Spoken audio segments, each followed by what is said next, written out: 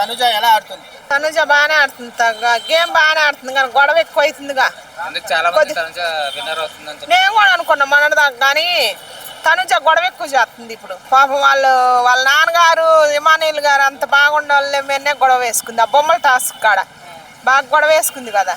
కొద్దిగా చూడబుద్ది అట్లా ఆమెని బాగా ముద్దుగా మాట్లాడాము. దివ్వల మాదిరి వచ్చిపోయిన కాంచి పాపం ఆమె బ్రెయిన్ పోయింది.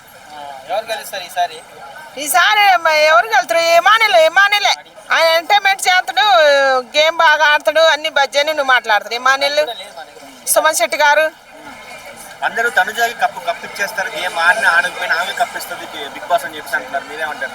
ఏమి ఇతరో ఏమో పాడుపడి మరి మనకేం తెలుసు. ఆమె దువ్వాడ దివ్యల మాదిరి కూడా అంతే అన్నది, మరి అదే నిజమో ఏమో.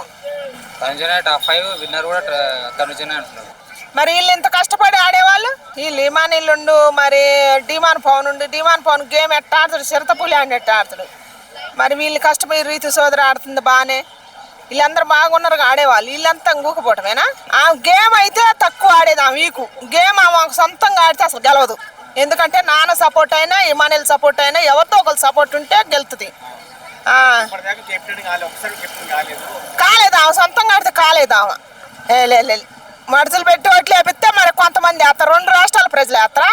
అట్ట అంటాం తప్పు ఏం కాదులే. కానీ ఇమానుయేల్ ఉన్నాడు కదా, ఇమానుయేల్ కూడా బాగా ఎంటర్టైన్ చేస్తున్నాడు కదా. ఇమానుయేల్ ఎందుకు విన్ కాడు? ఇమానుయేలే అవుతాడు.